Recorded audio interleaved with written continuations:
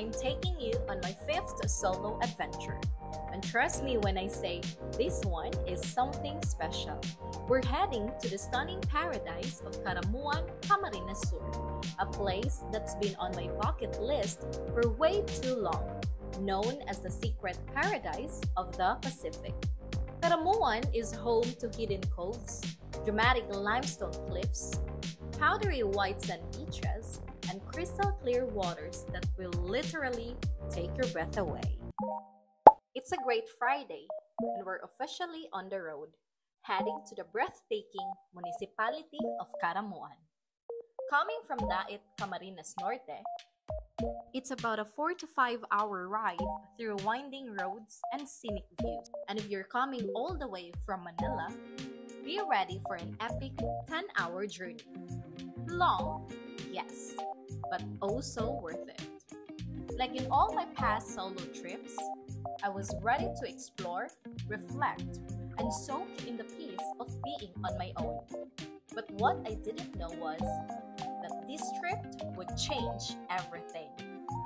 Because of all my solo travels, I never expected to fall in love. So buckle up, this is more than just a travel vlog. It's a story, and you won't want to miss what happens next.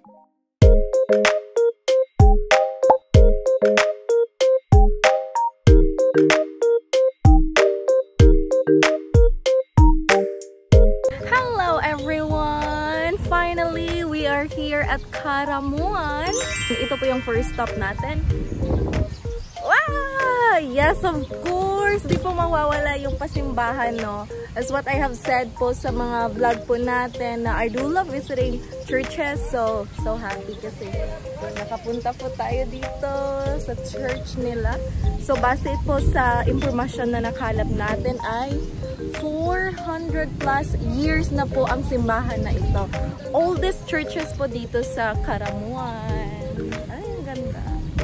So still, this is part of our solo travel vlog as always. Napili po natin dito sa Caramuan. So later we will explore more because we're going to stay here for 2 nights and 3 days. I feel so excited.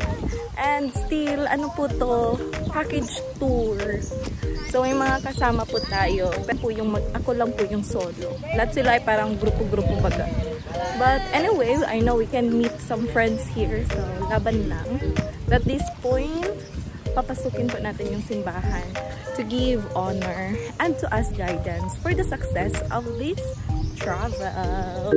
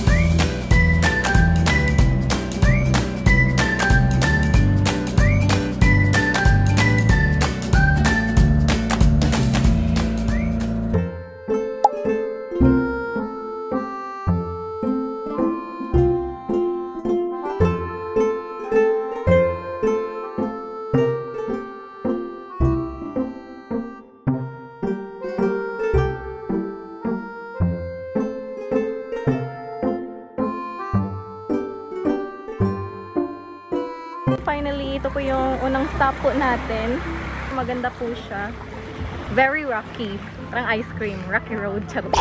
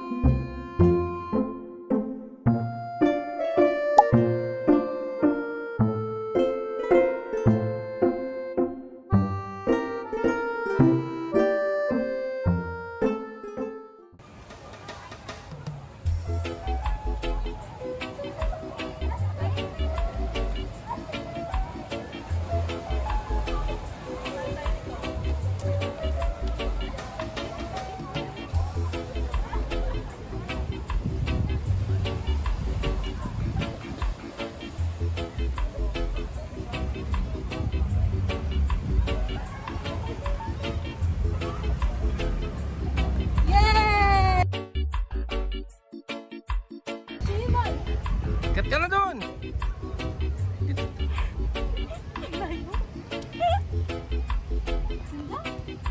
Kaya ko ba?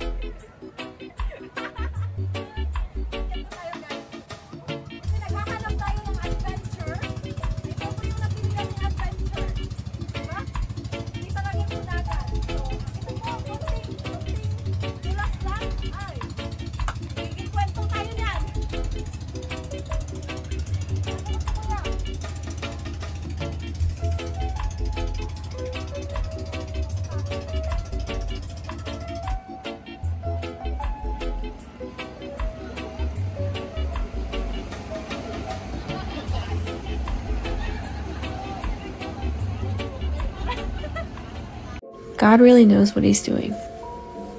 Don't stress out. His timing is perfect. His plan is perfect. He's got you right where He wants you. Keep pursuing Him.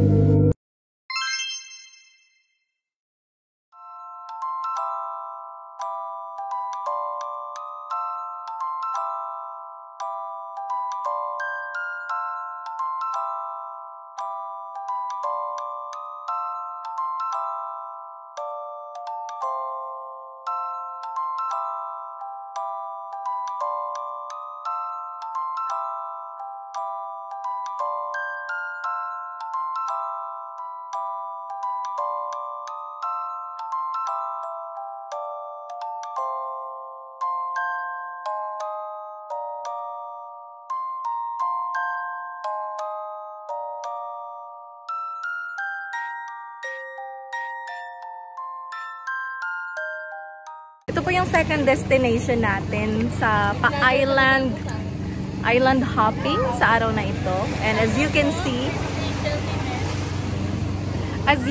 ang dami pong tao. I didn't expect no na patok pala to sa mga turista. So kahit dinadayo siya, kahit malayo po yung biyahe, ay ganito po karami yung tao. Nakakahiya tuloy mag picture-picture. What? Na naka swimwear. Pang ano lang tayo, pang demure. Hindi tayo nagpipicture pag maraming tao kasi alam niyo na.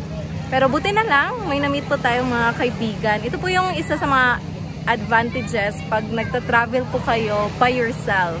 Kasi magkakaroon po kayo ng chance to meet and get along with others. Just like them. O, tulog na.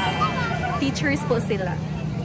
Si Ma'am Angel, Ma'am Rose Ann, at saka si David. Alright. May team na ako. Instant team. Instant team. O, diba? Ay, ano yung mga sexy sa harapan ko. Uy, nakaka-insecure.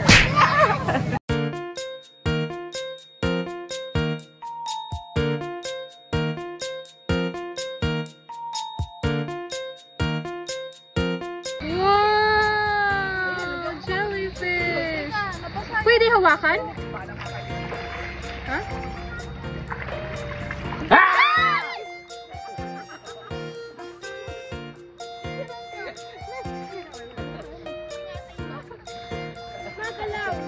Para siyang jelly. Charot!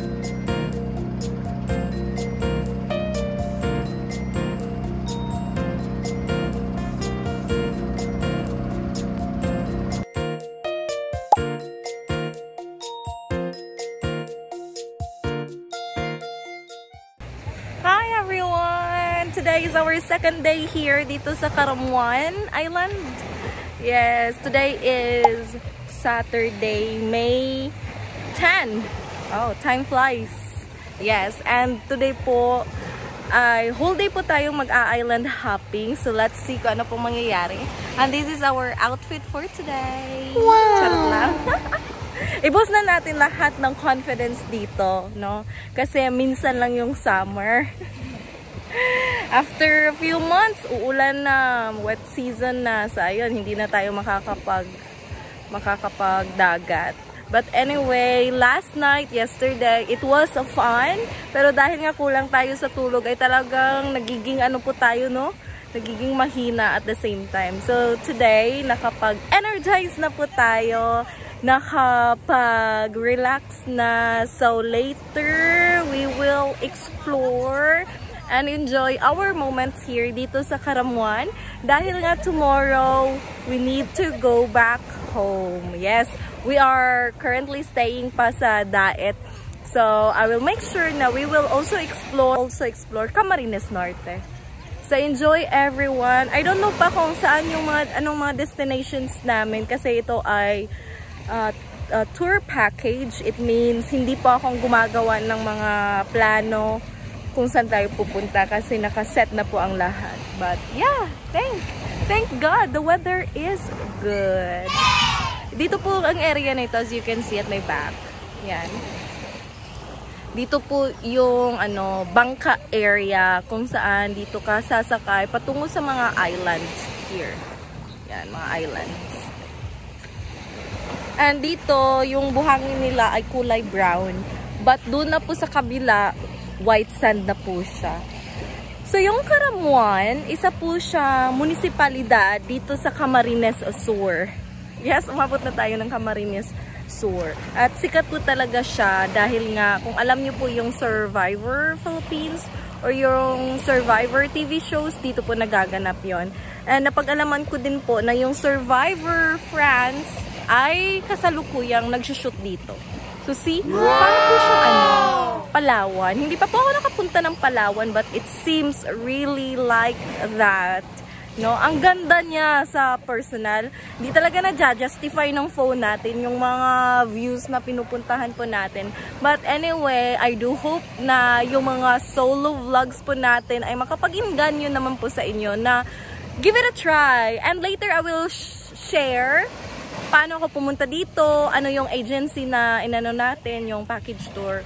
Later, I will give all the information. But for now, stay tuned because we are about to make this day more interesting and unforgettable at the same time.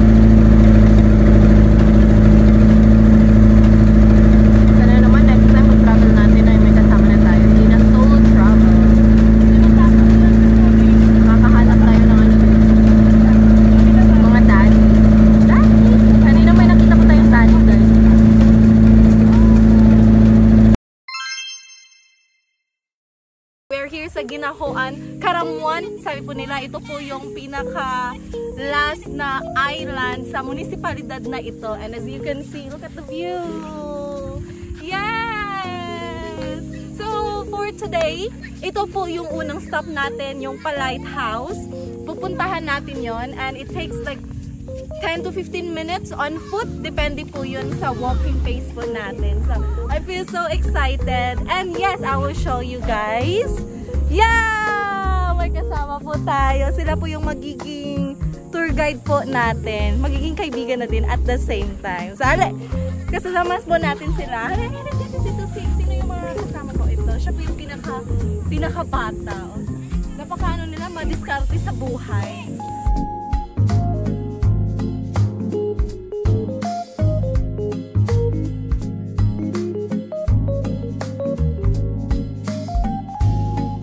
Depende na po sa inyo kung pipili po kayo ng makakasama. Po tayo na 4 na mga bata. Kasi nga, para may mga kwentuhan naman po tayo. Mautusan mag-picture.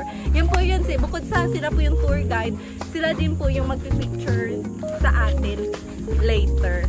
So, let's see, no?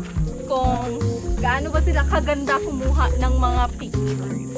First time po dito sa Caramuan, guys. And napahanga talaga ako. Maganda siya. And sa araw na ito, may pa-trekking pa. Di po tayo, ano, no? Bihasa sa pa-trekking or sa mga bagay-bagay na yan. But, no choice. Kailangan natin maglakad.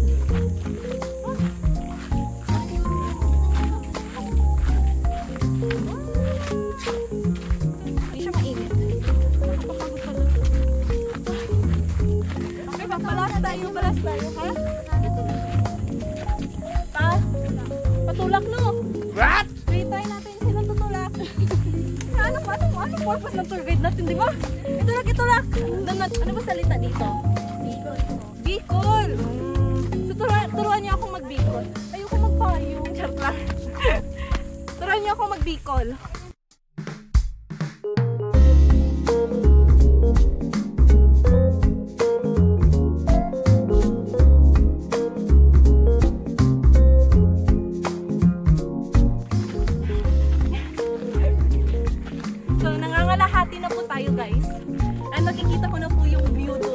Sa hiking or sa pa-trekking tulad nito ay talagang mapapagod po kayo.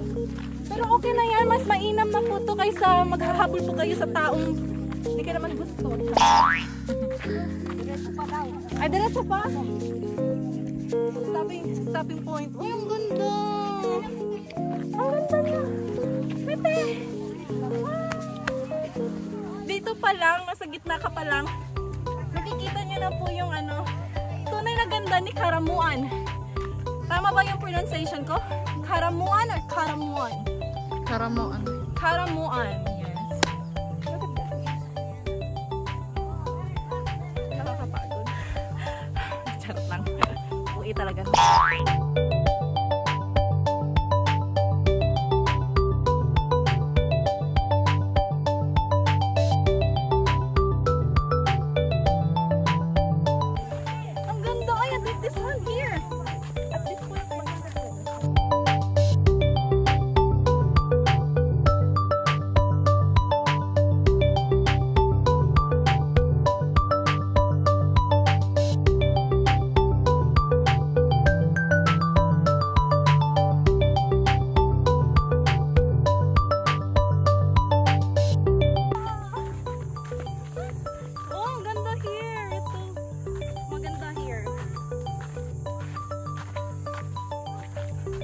Guys, kasi hindi na po pahirapan yung pag-akyat.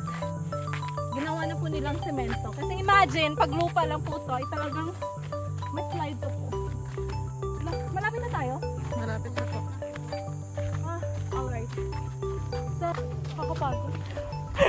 Bigla ko na pa.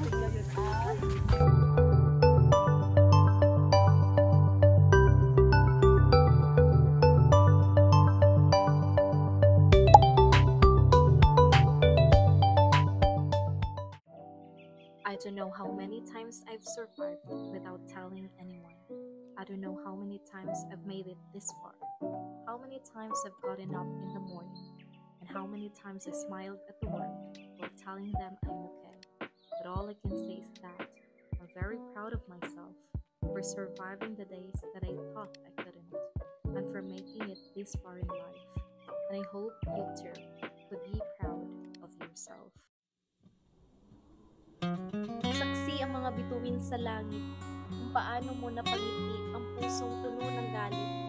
Hindi mawari ang pilit mong ginigiit.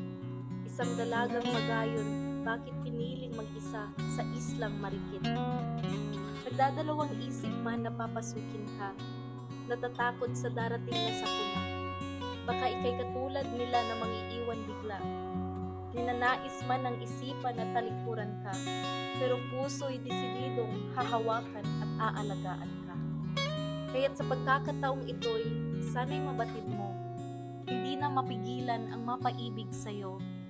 Naway hindi ka mapagod at biglang huminto. Dahil sa buhay ko ngayon, handa na akong maglakbay habang hawak ang kamay mo.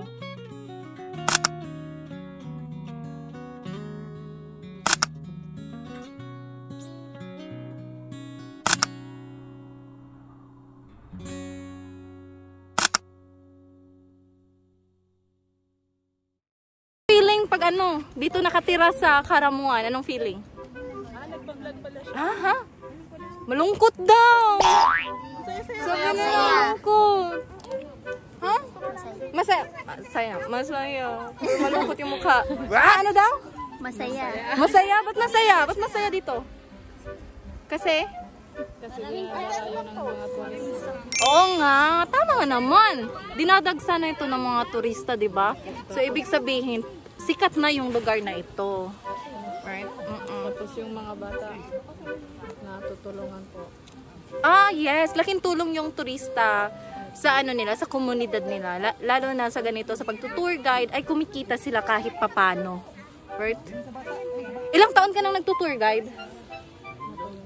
Parang nag-a-assist sila baga, papunta lang dito sa lighthouse. Dito lang sa lighthouse or sa ibang lugar din? Pwede rin po dun sa Kutibas. Now, dahil ilang taon na silang nagtutour guide dito sa lighthouse, aalamin natin ang history ng lighthouse na ito. Alika, sino makasagot? Tayo, kailangan may matutunan din tayo sa kanila. Sinong sasagot? Po nilagay yan dyan, ma'am. Kasi po, palatandaan ng mangingisdaman. Kung sakaling may mawala man po, ito po yung nila, palatandaan po. Oo, Para tama. makakita sila. Tama, yun po yung use ng lighthouse. Ilang taon na ang lighthouse na yan? Wala pa kami 82. Wala pa rin ako niyan. Charot lang. 80? 82 daw. Sino ba makapag-shoot? Ano ang unforgettable memories niyo sa lighthouse? Yung hindi nyo makakalimutan sa lugar na ito. Yung mga pangyayari na dito lang mismo nagaganap. Charot lang, may mga ganun. Dito kayo nag-date-date ng jowa nyo, ganun? Hindi. Ha? Wala, nakuha ko yung sagot niya. Taon-tawa siya. Taon-tawa lang. May tawa din itong maliit na to. Wala, nakaka-relate sila. Dito kayo Kami lang po dito, ma'am, yung mga nagpo-propose. Or pa kayo nakikipag-date dito? Ay, mga mahinang nila lang. Ay, wala pa jowa. Natural. Bawal mag-jowa. Pag mo na mag-jowa, aral mo na, di ba?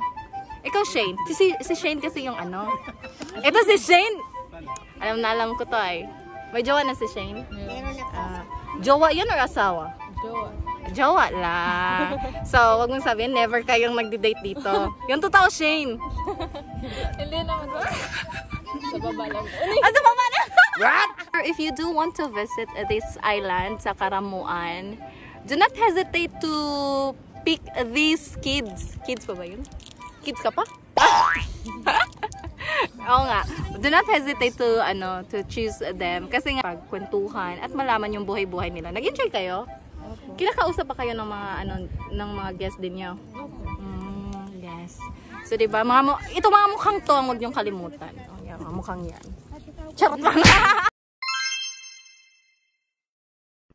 And just like that, we wrap up this chapter of my Karamuan journey. But don't go anywhere. Our adventure is far from over.